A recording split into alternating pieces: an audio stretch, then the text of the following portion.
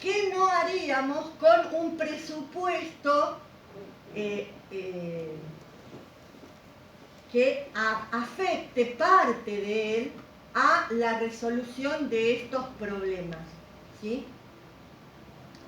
Entonces, los indicadores que nosotros usamos para evaluar la peligrosidad son evolución espacial y temporal de las precipitaciones, evaluación de la red hidrográfica superficial, análisis de la ocurrencia de inundaciones, identificación de zonas deprimidas, identificación de usos de suelo que modifican el drenaje, identificación de obras de ingeniería que afectan el escurrimiento de agua. Si ustedes ven, aquí este tema, peligrosidad, que es un componente identificado para evaluar el riesgo hídrico, nosotros tenemos la identificación y la evaluación de componentes físicas, naturales, pero también hay físicas artificiales, como es las obras de ingeniería que afectan el escurrimiento de las aguas. Un ejemplo clarísimo es la autopista La Plata-Buenos Aires, que va en sentido opuesto, cruzándose a la pendiente hídrica y no siempre teniendo el sistema de alcantarillado y de mantenimiento que corresponde a la obturación de la salida del agua.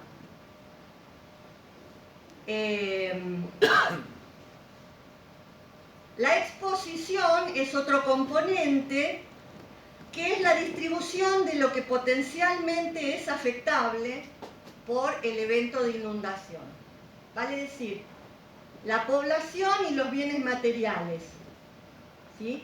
Es decir, ¿qué está expuesto? Es lo expuesto, es decir, ¿qué está bajo riesgo de inundación? Puede ser poblaciones o puede ser áreas periurbanas o rurales. Y esta componente expresa la distribución territorial de las personas y bienes afectados y los factores históricos que vinculan a los procesos naturales con las configuraciones territoriales que implican condiciones socioeconómicas. Esto es muy importante. Repito, factores históricos. Aquí nada viene de la nada. Nada es mágico. Nada es así que, pasaron cosas. No, hay una historia del territorio. Por eso decimos que el riesgo es una construcción social. Aquí los historiadores, los antropólogos, los geógrafos, los biólogos, los geólogos, los ingenieros, los arquitectos, todos tienen algo que decir sobre la historia de la ocupación de ese territorio y cuáles fueron las relaciones de esa ocupación con los procesos naturales que se fueron dando. Por ejemplo, ¿por qué tenemos un desierto en Santiago del Estero y en el norte de Santa Fe? Y en el sur de Chaco. ¿Por qué se dio la inundación de La Plata? ¿Por qué se inundan zonas que antes no se inundaban, como el centro de Luján? ¿Qué hacen los miembros de la sociedad para que esas cosas vayan ocurriendo y para que los administradores de turno miren al cielo, llegado el caso, y clamen porque es una precipitación superabundante o una sequía de aquellas? Pero yo digo, ¿no hay previsión? Aquí nosotros hablamos de configuración territorial. Yo soy geógrafa. La configuración territorial implica una relación de la sociedad con el territorio. Hay una historia, hay trabajo acumulado. El otro día, Fernando, volviendo a la última exposición, nos mostró que yo tengo aquí unas fotos de la ciudad de Buenos Aires antes, en el siglo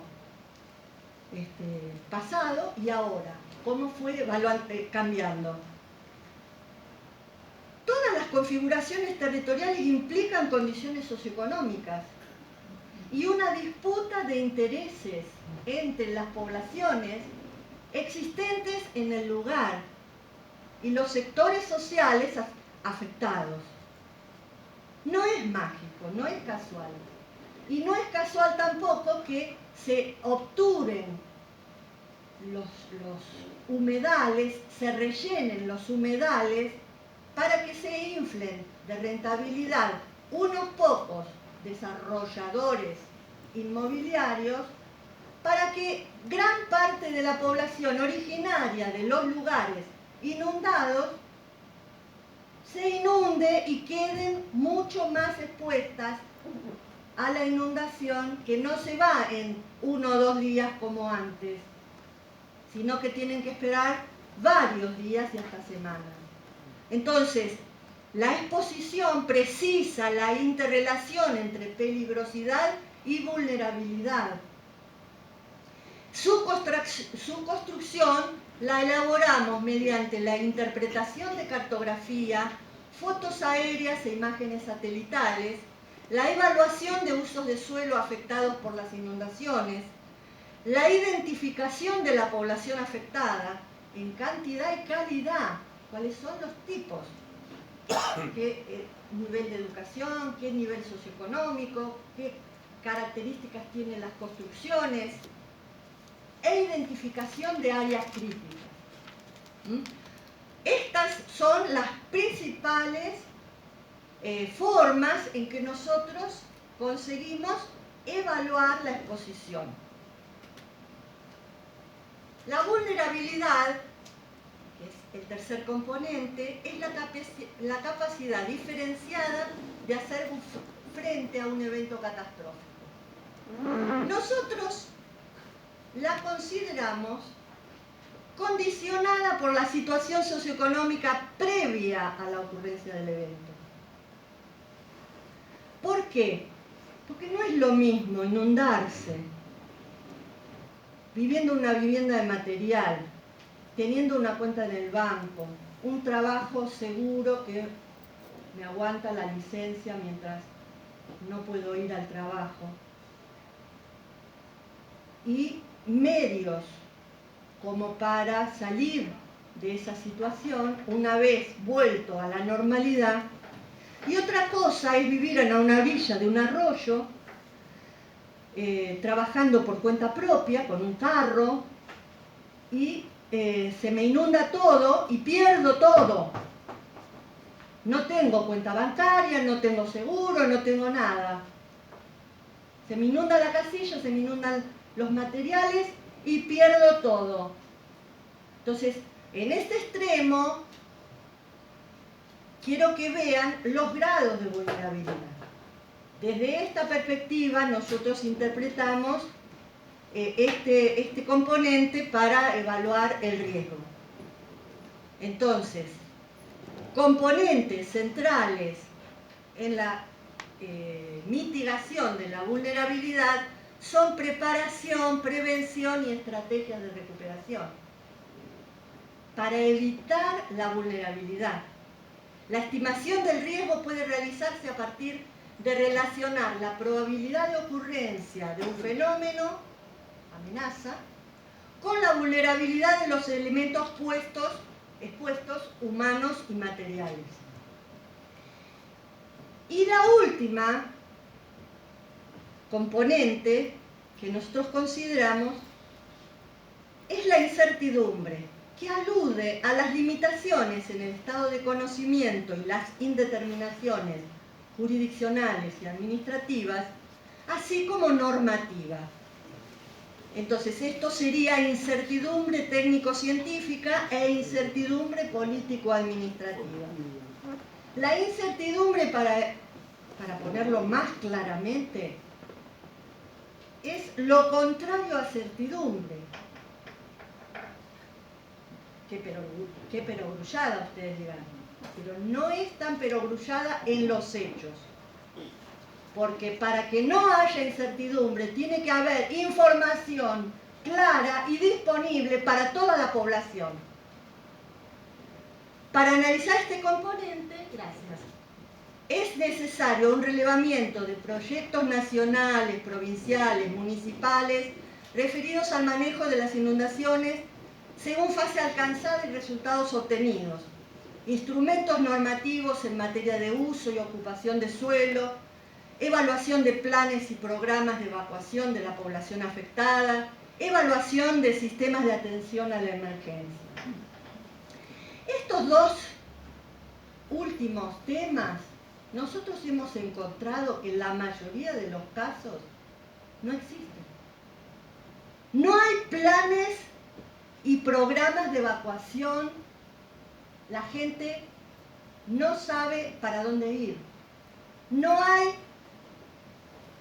establecido claramente un sistema de atención en emergencia, lo que se llama sistemas de consistencia. Entonces, pensemos juntos qué significado tiene para la población saber de antemano que si en caso de peligro el caminito que tiene que hacer es por acá, no por acá, ni por acá, ni por allá. Esta información en tiempo y en forma es la diferencia entre la vida y la muerte.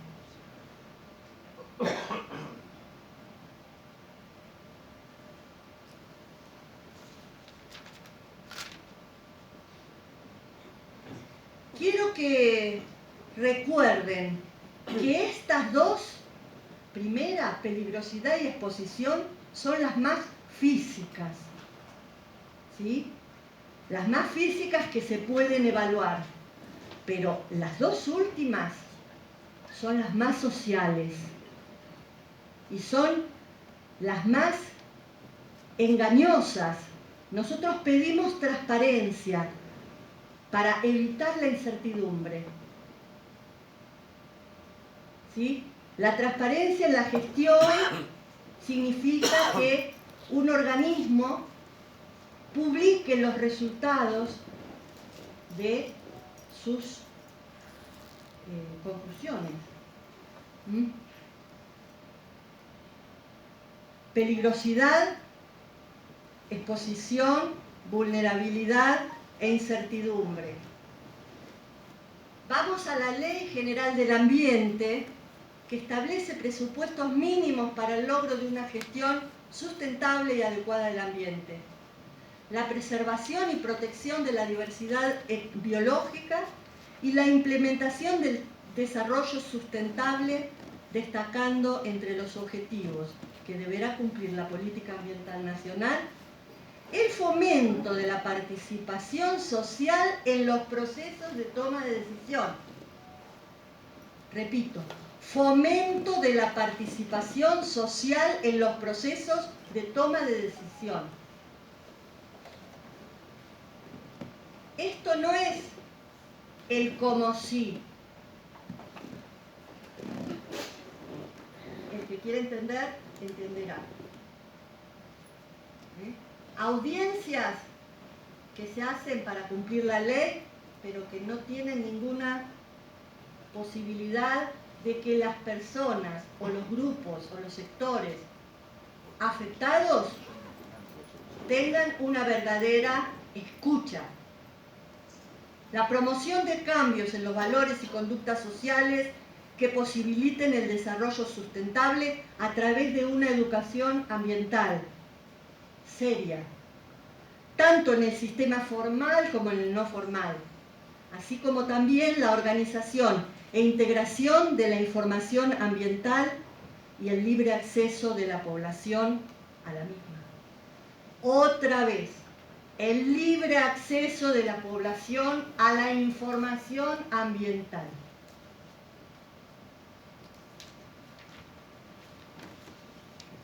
Me voy a referir, entre otras, a las inundaciones del 2013, 2 de abril de 2013, en La Plata.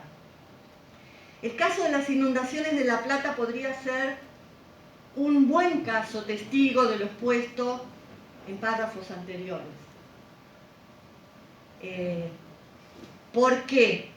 Porque esto es un trabajo que está tomado de... Esto es una publicación nueva, pero esta filmina estaba hecha en el 2002.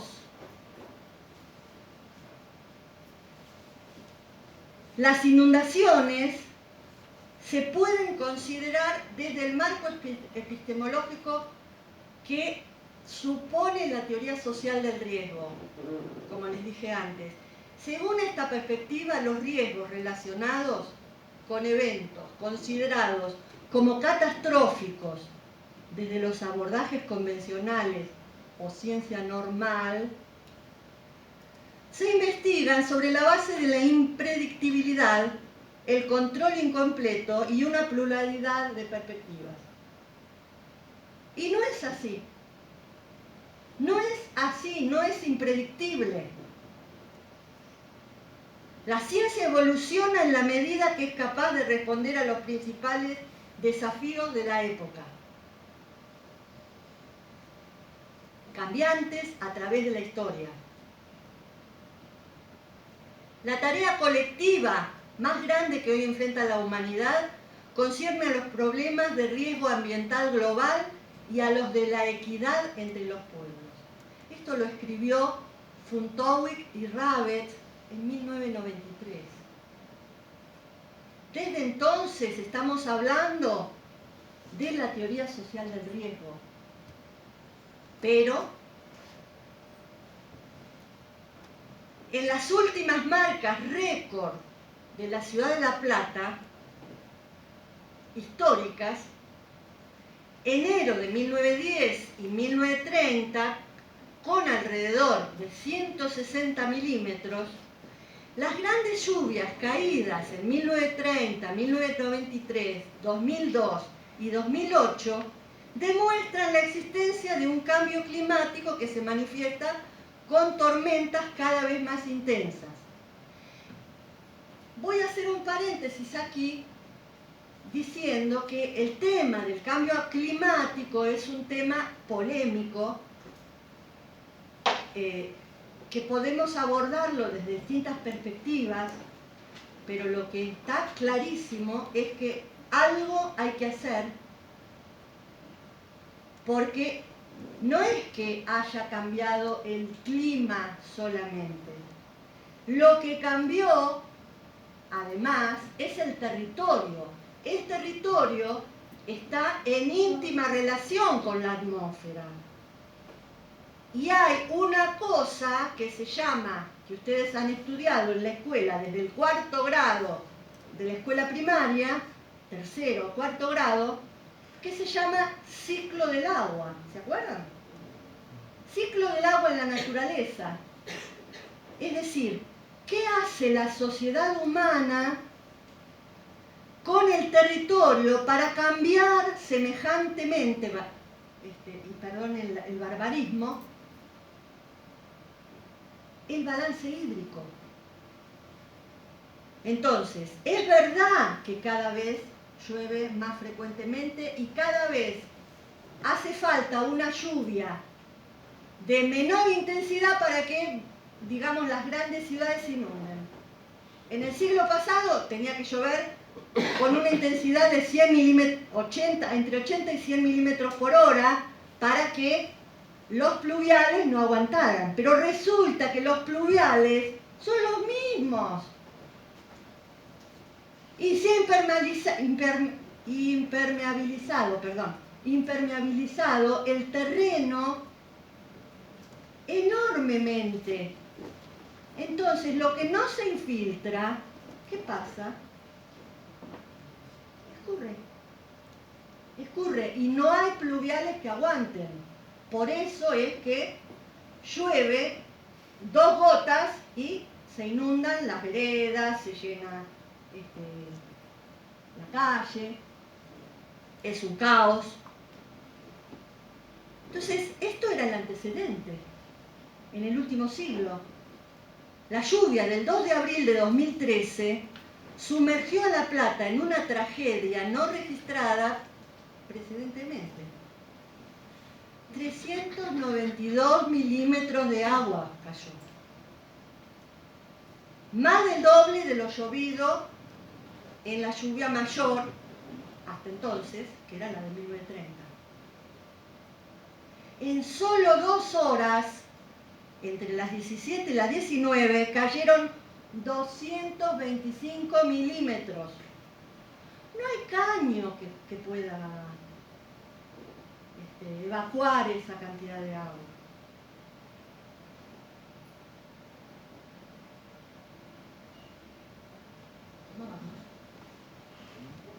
Bien.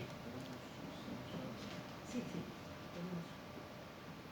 Aquí tenemos unos cuadros de nuestros trabajos previos que dan la media de lluvias anuales, decádicas, o sea, cada 10 años. Entre el 61 y el 70 y entre el 2001 y el 2010. Lo más que llovió fue en la década del 80, entre el 81 y el 90, que llovió 1092 milímetros, con 6. Imaginen, en un día, casi la mitad de eso llovió en La Plata. Otros registros históricos, mucho menos que los 392 milímetros contabilizados. Trató de un fenómeno excepcional, ya que el promedio de lluvias en la provincia en un año es de 1000 milímetros. Aquí hubo casi 400 milímetros en unas pocas horas, lo que permite prever que el promedio anual de lluvias está comenzando a crecer y se hace necesaria la gestión del Estado a la hora de realizar un análisis de riesgo. Los 3 municipios presentan condiciones sociodemográficas similares, y es importante destacar que en los 3 municipios también los porcentajes más elevados de población con NBI, que son necesidades básicas insatisfechas, que se encuentran en el censo, se concentran en las periferias de los núcleos urbanos, coincidiendo esto con las zonas de mayor crecimiento demográfico de las últimas décadas. O sea, ¿dónde va la especulación inmobiliaria? A la periferia. Si es bajo, lo rellenan, lo habilitan sin infraestructura.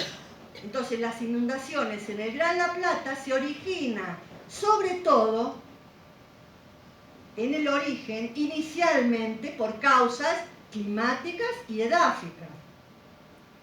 Ahí se combinó una zona baja con una precipitación exagerada, bomba.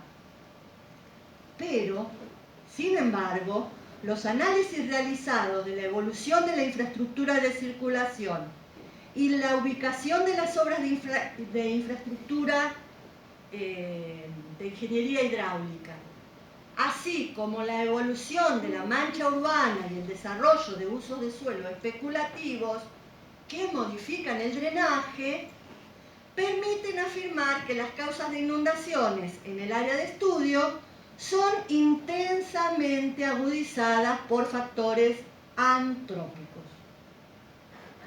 Esto se ha visto materializado con gran virulencia en las inundaciones del 2 de abril.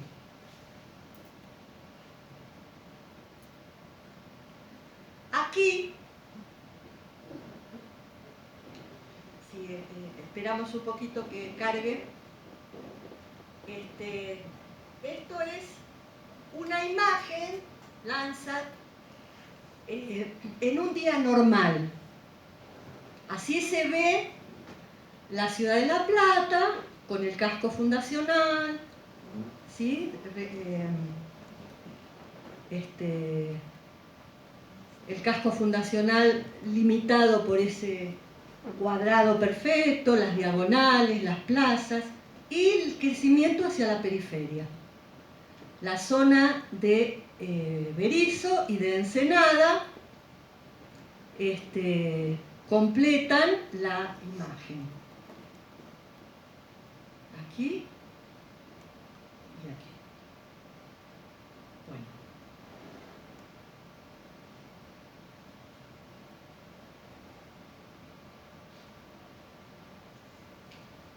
Vean el 5 de abril cómo aparenta, cómo se ve el territorio después de la inundación. Después de 3 días de inundación, acá se ven los humedales de Berisso, en la planicie de inundación del arroyo de Pescado, los bañados de Berisso, están saturados, mostrando pleno funcionamiento como amortiguador. Aquí se observa claramente los servicios ambientales de los humedales. Si este terreno hubiera sido rellenado, como está rellenándose la zona norte, que después vamos a ver, desde Tigre hasta Pilar, la zona norte del Luján, habría sido un desastre y el agua tardaría mucho más en irse.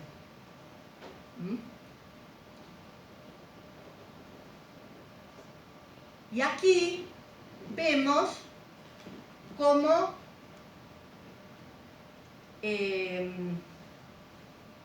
es un zoom de la misma imagen anterior, pero en Ensenada, que permite ver que no están saturados los bañados. Y esto se debe a la combinación del terraplén del tren, que estaba bien hecho, y a la canalización del arroyo del Gato.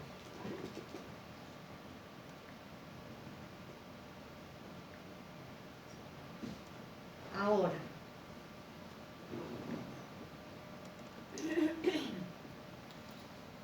perdón, sí. una pregunta, le queda una consulta, Sí. Disculpa que te interrumpa, pero viene bien o sea, el terraplén del tren funcionó correctamente y estaba bien, digamos, de alguna manera estaba bien diseñado y planificado. Sí, evidentemente sí, porque no obturó la salida.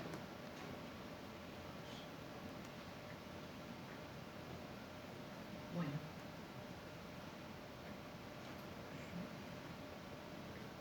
Este es un mapa.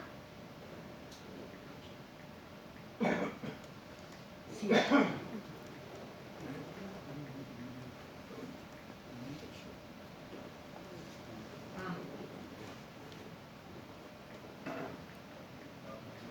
Espera, a ver.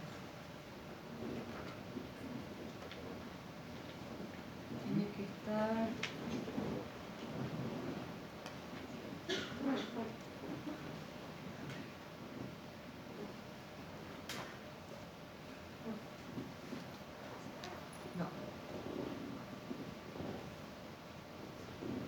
No, debe haber algún...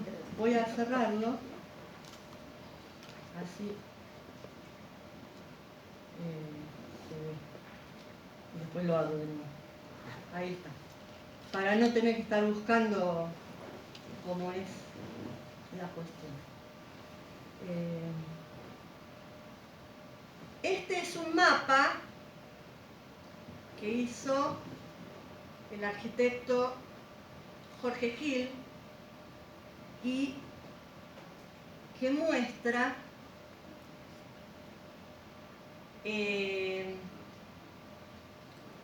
las zonas de inundación y las vías de los muertos que se encontraron. Aquí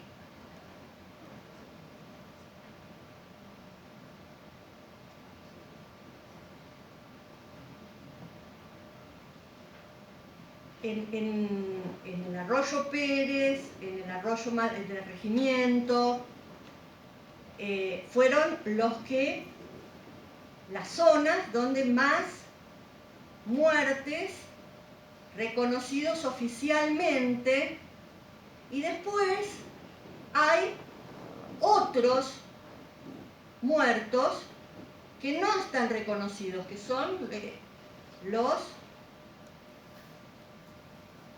esto es el casco fundacional de La Plata, O sea, esta zona de La Plata nunca se había inundado. Aquí la población que se inundó fueron colegas de la universidad. Mi jefe de trabajos prácticos tuvo 1,80 m en su casa, perdió todo. Bueno, les digo esto como para que se note que fue completamente sorpresivo y además dramático, porque los muertos, que fueron 89, 90, y pararon de contar porque lo callaron al juez Arias, que era el que estaba investigando en la morgue de La Plata. Entonces, lo que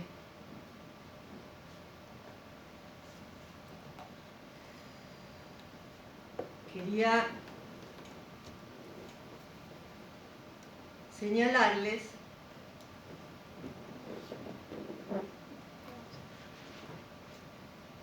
es que si hubiera habido un sistema de alerta y un plan de contingencia serio, muchas de esas muertes se podían haber evitado. Hubo gente que quedó encerrada en un río que pasaba por una calle. No tenía ninguna instrucción para poder